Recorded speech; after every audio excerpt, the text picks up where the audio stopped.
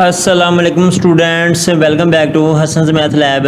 आज की लेक्चर 6 के पार्ट 3 में हम बाइसेक्शन मेथड को डू लूप की मदद से स्टेप बाय स्टेप समझेंगे। पिछले लेक्चर में हमने बाइसेक्शन मेथड को व्हाइल लूप और फॉर लूप के थ्रू इंप्लीमेंट किया था और आज हम देखेंगे कि इसी मेथड को डू लूप की मदद से किस तरह इंप्लीमेंट किया जाता है और ये अप्रोच किस तरह डिफरेंट है। इस लेक्चर में हम सीखेंगे बाइसेक्शन मेथड का कंप्लीट एल्गोरिथम डिवाइस करेंगे, डू लूप की वर्किंग और सिंटैक्स स्ट्रक्चर को समझेंगे, वोल्फ्रेम मैथमेटिका में कंप्लीट कोड लिखेंगे, हर आइटरेशन में मिड पॉइंट और इंटरवल अपडेट को प्रैक्टिकली समझेंगे, रूट फाइंडिंग प्रोसेस को आउटपुट के साथ वेरीफाई करेंगे। अगर आप वोल्फ्रेम मैथमेटिका या न्यूमेरिकल मेथड सीख रहे हैं तो ये लेक्चर आपके कंसेप्ट को और भी स्ट्रॉन्ग कर देगा। वीडियो शुरू करने से पहले अगर आप मेरे चैनल पर न्यू हैं तो मेरे चैनल को सब्सक्राइब कर लीजिए और बेल आइकन को भी जरूर प्रेस कीजिए ताकि मेरे आने वाली हर वीडियो आप तक पहुंच सके। तो चलिए बिना किसी देर के लेक्चर 6 का पार्ट 3 शुरू करते हैं।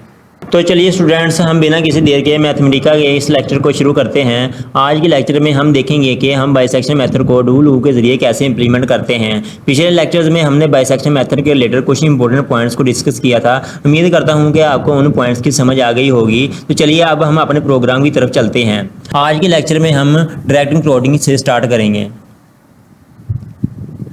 कोडिंग में हमने सबसे पहले क्या करना है, हमने सबसे पहले फंक्शन को डिफाइन करना है। फंक्शन हमारे पास क्या है, यानी ये फंक्शन को डिफाइन करने की जो सिंबल है वो हमारे पास ये है। आप इस तरह फंक्शन को डिफाइन कर सकते हो, इस तरह आप फंक्शन को डिफाइन कर सकते हो। अब मैंने जो भी फंक्शन लिखना है वो आपने इसके आगे लिख लेना है। -2x की 2 ले लिया, -5 ले लिया, अब सेमीकोलन लगा दिया। अब ये हमारे पास फंक्शन आ गया, ये एक फंक्शन आ गया। अब मैंने फंक्शन में पुट करने के वो पॉइंट्स लेने हैं जिनको मैं फंक्शन में पुट करूँ तो मेरे पास ऑपोजिट साइन आए। अब मैंने इंटरवल चूज करना है। इंटरवल में 2 पॉइंट्स होते हैं। अब हमने वो पॉइंट्स लेने हैं जिनको हम इस फंक्शन में पुट करें तो हमारे पास जो साइन आए वो ऑपोजिट आए। अब मैंने A0 को जो पॉइंट दे दिया वो मैंने 1 दे दिया, सेमीकोलन लगा दिया। इसी तरह अब मैंने B0 को पॉइंट देना है तो B0 को पॉइंट मैंने 4 दे दिया, अब सेमीकोलन लगा दिया। अब देखें, अब जब आप 1 को पुट करोगे इस फंक्शन में तो आगे पास जो साइन आएगा वो नेगेटिव आएगा। फंक्शन में x की जगह 1 रख दो, 1 की पावर 3 1 आ जाएगा, तो 1 की पावर 2 1 आ जाएगा। 1 को 2 से मल्टीप्लाई करोगे तो ये -1 आ जाएगा। -1 -5 कैसे क्या हो जाएगा, -6 हो जाएगा। इसी तरह ये नेगेटिव आ गया। अब आप जैसे ही 4 को पुट करोगे तो जब आप इसको सिंप्लीफाई करोगे तो जो आपके पास आंसर आएगा वो पॉजिटिव आएगा, तो ये ऑपोजिट साइन आ गए। इस तरह आप ऑपोजिट साइन ले सकते हो। अब मैंने क्या करना है, नेक्स्ट हमने देखना है कि हमारे पास जो बाइसेक्शन मेथड का फार्मूला होता है वो क्या होता है। ये हमारे पास बाइसेक्शन मेथड का फार्मूला है, सेमीकोलन लगा दिया। अब बाइसेक्शन मेथड का फार्मूला भी लिख लिया। अब हमने जो देखना है वो स्टॉपिंग क्राइटेरिया यूज़ करना है कि हमने स्टॉपिंग क्राइटेरिया क्या लेना है। अब मैं स्टॉपिंग क्राइटेरिया यूज़ कर रहा हूँ एप्सिलॉन = 10 की पावर में -6 यूज़ कर रहा हूँ। हमने स्टॉपिंग क्राइटेरिया भी डिस्कस किए थे। स्टॉपिंग क्राइटेरिया हमने 3 तरह के पढ़े थे। पिछली वीडियो में मैंने 10 की पावर -10 भी यूज़ कर लिया, 10 की पावर -8 भी यूज़ कर लिया। अब मैं 10 की पावर -6 यूज़ कर रहा हूँ ताकि आपको आसानी रहे, आपको हर एक के बारे पता हो कि आपने ये यूज़ कैसे करना है। अब यहाँ तक तो हर प्रोग्राम में सेम है, यानी कि चाहे आप व्हाइल लूप से कर लो चाहे आप फॉर लूप से कर लो, यहाँ तक तो आपका सेम है, यहाँ तक आपका सेम रहेगा। अब आपने क्या करना है, जब आप लूप को चेंज करोगे तो यहाँ पर आप यानी कि कोई और लूप लगाना है। अब मैं यहाँ डू लूप लगा रहा हूँ तो डू लूप में जो सिंटैक्स स्ट्रक्चर है वो किस तरह होता है वो मैंने आपको पिछले लेक्चर में भी बता दिया था कि इसका सिंटैक्स स्ट्रक्चर क्या होता है। डू लूप में जो स्टार्टिंग पॉइंट होता है वो हमारा सिंटैक्स स्ट्रक्चर से बाहर होता है, यानी कि n = 0 मैंने ले लिया। अब इसी तरह मैंने डू लूप का यूज़ करना है, मैंने डू लगाया। अब मैंने कंडीशन लगानी है, यानी कि इफ़ कंडीशन का इस्तेमाल करना है। एब्सोल्यूट f ऑफ cn, ये कंडीशन मैंने लगा दी, ये लेस है एप्सिलॉन से, कोमा। अब ये मैंने कैसे, एब्सोल्यूट का क्या मतलब है, एब्सोल्यूट का मतलब है कि अगर हमारे पास कोई नेगेटिव वैल्यू आ जाती है तो वो भी हमें पॉजिटिव ही चाहिए, नेगेटिव हमें कोई वैल्यू नहीं चाहिए। f ऑफ cn हमारे पास स्टॉपिंग क्राइटेरिया है। जब ये हमारे पास कंडीशन है। जैसे ही ये कंडीशन हमारे पास एप्सिलॉन से कम आएगी, यानी कि एप्सिलॉन से छोटी आएगी, तो ये लूप खुद ब खुद ही स्टॉप हो जाएगा। एप्सिलॉन हमारे पास ये है, यानी कि 10 की पावर -6। जैसे ये F of C N epsilon से कम आएगा तो ये लूप को खुद ही डिसकनेक्ट कर देगा। अब मैंने ब्रेक का इस्तेमाल करना है। इस लूप में आप ब्रेक का इस्तेमाल करोगे, डू लूप में आप ब्रेक का इस्तेमाल करोगे, क्योंकि हमारे पास जो आइट्रेशन है वो बहुत ज़्यादा हो जाएगी, हमें नहीं पता कि हमने आइट्रेशन को कहाँ रोकना है। इसलिए मैंने जैसे ही ये F of C N less epsilon से आएगा तो ब्रेक क्या करेगी, इसको खुद ही स्टॉप कर देगी। अब मैंने क्या देखना है, अब मैंने सेमीकोलन लगा ली। यहाँ पे सेमीकोलन लगाने के बाद मैंने इफ़ कंडीशन फिर लगानी है। फिर मैंने इफ़ कंडीशन का इस्तेमाल किया, F of A N multiply F of C N. जैसे हमने पिछले लेक्चर में भी ये कंडीशन लगाई थी, ये कंडीशन हमारे पास लेस देन आ गई 0 के। ये लेस देन 0 की कैसे आई है, ये मैंने आपको पहले भी बताया था कि अगर हम ए की वैल्यू, यानी कि ए की वैल्यू हमारे पास ये है, ए की वैल्यू को जैसे ही मैं फंक्शन में पुट करूंगा तो मेरे पास जो साइन आता है वो नेगेटिव आता है। तो एफ ऑफ सी एन आ रहा है, एफ ऑफ सी एन की हमारे पास वैल्यू क्या है, ये सी की वैल्यू है। तो ए नाट की वैल्यू ए नाट 1 है, बी नाट की वैल्यू 4 है, यानी कि 1 + 4/2। जब आप इसको सिंप्लीफाई करके इसमें पुट करोगे, फंक्शन में पुट करोगे, तो जो हमारे पास साइन आएगा वो पॉजिटिव आएगा। तो ये नेगेटिव, इसका साइन नेगेटिव आ गया, इसका साइन पॉजिटिव आ गया। तो जब आपस में इसको मल्टीप्लाई करोगे, पॉजिटिव और नेगेटिव हमारे पास नेगेटिव आता है। तो जैसे ही ये कंडीशन मल्टीप्लाई करवाने से नेगेटिव आ गई तो ये लेस देन 0 के आप रख सकते हो। अगर तो मल्टीप्लाई करवाने से पॉजिटिव आ गई फिर आप इसको ग्रेटर देन 0 रखोगे। ये हमने पीछे भी डिस्कस किया था। अब मैंने कॉमा लगा लिया। अब मैं क्या करूँगा, अब मैंने पॉइंट को अपडेट करना है, यानी कि हमने पॉइंट लेने हैं, उसको देखना है कि हम उसको किससे रिप्लेस करेंगे। Equal to A N. मैंने आपको पीछे भी एज अ शॉर्ट बताया था कि अगर ये लेस देन 0 आ जाए, यानी कि हमारे पास जो फंक्शन है वो ये जो हमारे पास है F of A N multiply F of C N less than 0 आ जाए, तो हम जो दरमियान वाले पॉइंट्स होते हैं हम उसको अपडेट करते हैं। B N plus 1 equal to C N. ये मैंने यहाँ इसको मैंने सी एन से रिप्लेस कर दिया, यानी कि बी एन को मैंने सी एन से अपडेट कर दिया। अब मैं यहाँ कोमा लगाऊंगा, फिर मैंने यहाँ A N plus 1 equal to C N, यहाँ मैंने सी एन लगा दिया, यहाँ सेमीकोलन लगा दिया। अब फिर मैं बी सबस्क्रिप्ट में लिखना है, आपने सबस्क्रिप्ट में लिखना है B N plus 1 equal to B N ही आ गया हमारे पास। ये हमने स्क्वायर ब्रैकेट को क्लोज कर दिया, यहाँ सेमीकोलन लगा दिए।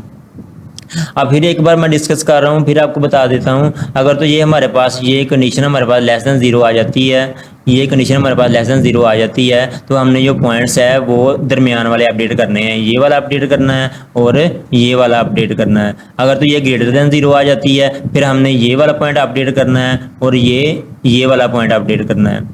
उम्मीद करता हूँ कि आपको इसकी समझ आ गई होगी। अब मैंने इंक्रीमेंट का यूज़ करना है कि इंक्रीमेंट हमारे पास क्या है, एन प्लस प्लस इंक्रीमेंट हम यूज़ करोगे। हमने आइट्रेशन को फॉरवर्ड मूव करवाना है तो हम एन प्लस प्लस का यूज़ करोगे। सेमीकोलन का इस्तेमाल किया। अब मैं बाइसेक्शन का मेथड का फार्मूला लगाऊंगा, C N equal to A N plus B N. अब इसको मैं डिवाइड कर दूंगा 2 से, या मैंने कोमा लगा दिया। अब मैं क्या करूँगा, अब हमने आई को कोई ना कोई रेंज देनी है। आई हमारे पास क्या है, 1 से 1000 तक ले सकते हो आप। सेमीकोलन लगा लिए। आप यहाँ 500 तक भी ले सकते हो, 100 तक भी ले सकते हो। मैंने यहाँ 1000 तक ले लिया क्योंकि ये ज़्यादा बेस्ट है, ये आइट्रेशन के लिए ज़्यादा बेस्ट है।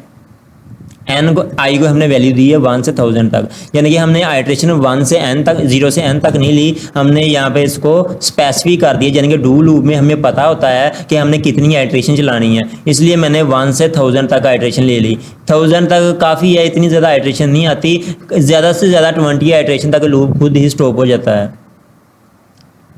अब मैंने आगे क्या करना है, आगे इसको मैंने थोड़ा सा खूबसूरत करने के लिए टेबल फॉर्म का यूज़ करना है, जैसे पिछले भी किया था हमने टेबल फॉर्म। इस तरह आई को मैंने प्रिंट करवाया। अब इसी तरह मैंने एन ऑफ ए आई, जैसे पीछे किया था उसी तरह हम यहाँ भी करेंगे। एन ऑफ बी आई को प्रिंट करवाया, फिर मैंने एन ऑफ सी आई ले लिया। एन कैपिटल एन जो हमारे पास है ये न्यूमेरिकल वैल्यू के लिए है। अब मैं इनके फंक्शन को भी लूँगा, F of A I comma N F of B I comma N F of C I. ये मैंने करली ब्रैकेट क्लोज कर दिया। अब मैंने कोमा लगाया, फिर मैं क्या करूँगा, जो आई है हमारे पास है उसको मैं 0 से n तक रख दूंगा, 0 से n तक रख दूंगा। ऐसे मैंने सेमीकोलन का यूज़ कर लिया।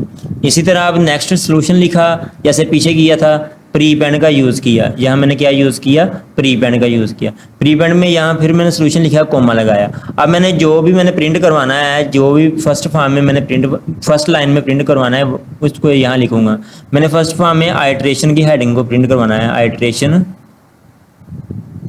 आइट्रेशन ये मैंने प्रिंट करवाना है। अब कोमा मैंने ए को प्रिंट करवाना है, फिर कोमा मैंने बी को प्रिंट करवाना है, फिर मैंने सी को प्रिंट करवाना है, फिर मैंने इनके फंक्शंस को भी प्रिंट करवाना है, F of A comma F of B. यहाँ भी इन्वर्टर कोमा लगाना था, यहाँ इन्वर्टर कोमा आ गया, यह कोमा लगाया। अब इसी तरह एफ ऑफ सी को भी आपने प्रिंट करवाना है। अब मैंने करली ब्रैकेट क्लोज किया, अब मैंने स्क्वायर ब्रैकेट क्लोज किया। ध्यान रहे ये ब्रैकेट कोई भी मिस ना होने चाहिए। अगर एक भी ब्रैकेट मिस हो गई तो आपका लूप नहीं चलेगा, ये एरर दे देगा। अब मैंने ग्रिड का इस्तेमाल करना है। ग्रिड हमारे पास किसके लिए होती है, यानी कि हमें हर आइट्रेशन की हर वैल्यू को हमें अलहदा बॉक्स में चाहिए, एक अलहदा बॉक्स में स्पेसिफिक करके चाहिए, तो इसलिए हम ग्रिड का इस्तेमाल करते हैं।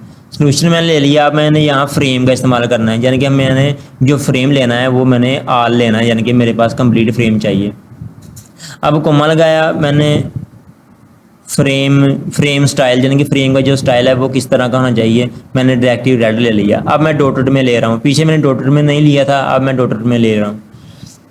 तो आइटम स्टाइल जो हमारे पास है वो मैंने कौन से कलर में लेनी है, आप कोई भी कलर यूज़ कर सकते हो। मैं वो पिछले वाला यूज़ कर लेता हूँ, ब्लू एंड मजेंटा।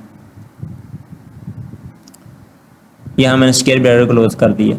अब मैं क्या करूँगा, अब मैंने रूट को भी प्रिंट करवाना है। जो हमारे पास रूट है वो क्या आया, मैंने यहाँ रूट को किस तरह प्रिंट करवाना है, the approximate root equal to लगाया। फिर मैंने ये क्लोज करना है, यानी कि इन्वर्टर कोमा को बाद में क्लोज करना है, पहले इक्वल लगा लेना है। कोमा लगाया, फिर मैं यहाँ रूट को लिखूँगा। रूट हमारे पास क्या था, सी एन, यानी कि ये हमारे पास रूट आएगा। अब जैसे ही इसको मैं शिफ्ट प्लस इंटर प्रेस करूँगा तो ये देखें इसने सारी की सारी आइट्रेशन को प्रिंट करवा दिया। ये देखें इसने सारी की सारी आइट्रेशन को प्रिंट करवा दिया। लास्ट में मैंने जो लिखा था प्रिंट रूट, उसका ये फ़ायदा है इसने ये रूट निकाल कर दे दिया। अब इसको स्टार्टिंग से दोबारा देख लेते हैं। सबसे पहले मैंने फंक्शन को डिफाइन किया, फिर मैंने 2 पॉइंट्स लिए जिनको मैं फंक्शन में पुट करूँ तो हमारे पास जो साइन है वो ऑपोजिट आए। फिर मैंने सी ले लिया, यानी कि जो हमारे पास बाइसेक्शन फार्मूला था वो मैंने यूज़ किया। फिर मैंने स्टॉपिंग क्राइटेरिया यूज़ किया, हमारे पास जो स्टॉपिंग क्राइटेरिया है मैंने 10⁻⁻⁶ यूज़ कर लिया। अब डू लूप में जो हमारे पास स्टार्टिंग पॉइंट होता है वो n=0 मैंने स्टार्ट पे ले लिया, यानी कि बाहर ले लिया सिंटैक्स स्ट्रक्चर से। अब इसी तरह मैंने डू लूप का यूज़ किया, ये देखें इसी तरह सारा आपने डू लूप का इस्तेमाल करना है। अब मैंने यहाँ पे फार्मूला ले लिया बाइसेक्शन का, और आई को मैंने 1 से 1000 तक वैल्यू दे दी, रेंज दे दी, यानी कि 1 से 1000 तक। अब इसी तरह मैंने ये इतना जो है ना, ये तीनों लेक्चर में मैंने सेम ही लिखा है कि आपको ये भूलना चाहिए, एक जैसा ही होगा तो आपको याद करने में आसानी रहेगी। आप एक को याद कर ले, तीनों प्रोग्राम में आप इसको लिख सकते हो, इसमें कोई डिफरेंट करने की ज़रूरत नहीं है। अब ये देखें कि मैंने टेबल फॉर्म में लिखने का क्या फ़ायदा था। टेबल फॉर्म में लिखा तो ये देखिए इसने सारी वैल्यू को एक टेबल फॉर्म में दे दी, यानी कि हर एक वैल्यू को एक हर लाइन में एक टेबल बना कर दे दिया। अब इसी तरह प्री पेंड लिखने का क्या फ़ायदा था, प्री पेंड में ये मैंने आइट्रेशन लिखा, फिर मैंने ये ए लिखा, फिर बी, फिर सी, फिर एफ ऑफ ए, फिर एफ ऑफ बी, फिर एफ ऑफ सी। प्री पेंड का ये फ़ायदा हुआ कि ये हमारे पास जो फर्स्ट लाइन है ये इसने हेडिंग बनाकर दे दी, यानी कि हमें पता चल गया कि आइट्रेशन हमारे पास कितनी आइट्रेशन आई है, ये आइट्रेशन की नंबर है सारे, ये ए की वैल्यूज़ है, ये बी की वैल्यूज़ है, ये सी की वैल्यूज़ है, ये एफ ऑफ ए की वैल्यूज़ है, ये एफ ऑफ बी की वैल्यूज़ है, और ये एफ ऑफ सी की वैल्यूज़ है सारी। इस तरह मैंने इसने अलहदा बना कर दे दिया, हमें पता चल गया कि ये एफ ऑफ ए है, एफ ऑफ बी है, ये एफ ऑफ सी है। अब ये ग्रिड फार्म का क्या मकसद था, हमें ग्रिड फार्म इसलिए चाहिए था क्योंकि हमें बॉक्स में चाहिए वैल्यू, ये देखिए हमें हर एक बॉक्स में अलहदा वैल्यू मिल रही है। अब इस तरह हमने ये यूज़ किया था फ्रेम स्टाइल हमने यूज़ किया था रेड डॉटेड का ये मकसद हुआ कि ये देखो इसने ये लाइंस है सारी डॉट फॉर्म में लगा दी, यानी कि ये जितनी भी लाइंस आपको नज़र आ रही हैं ये सारी डॉट फॉर्म में लगा दी, इसलिए डॉटेड का यूज़ कर लिया मैंने। अब आइटम स्टाइल मैंने ब्लू एंड मजेंडा यूज़ किया, यानी कि ये ब्लू है और ये मजेंटा कलर है। अब इस तरह आगे नेक्स्ट में जो प्रिंट फॉर्म है, यानी कि हमने प्रिंट क्या करवाना था, द अप्रोक्सीमेट रूट प्रिंट करवाना था, यानी कि एन ऑफ सी एन हमने प्रिंट करवाना था। ये हमने लास्ट पे ये देखें ये इसने खुद ही प्रिंट कर दिया, इसने जो रूट है वो हमें निकाल कर दे दिया। वैसे तो रूट हमारा ये बन रहा है लेकिन इसने अलहदा ही इस रूट को निकाल कर दे दिया, हमें इसमें से ढूंढना नहीं पड़ेगा, खुद ही उसने रूट को निकाल दिया।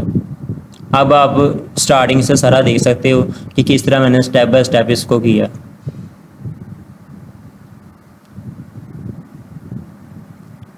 अब आइट्रेशन को भी आप देख सकते हो, ये किस तरह आइट्रेशन आई है, वन बाय वन आप चेक कर सकते हो।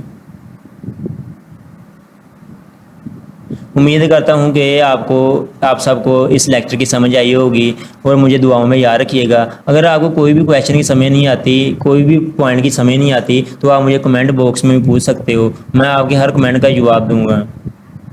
और आप सब भाइयों से रिक्वेस्ट है कि मेरे चैनल को सब्सक्राइब करें और अपने दोस्तों के साथ शेयर लाजमी कीजिएगा। अब तक के लिए इतना ही। अल्लाह हाफिज़।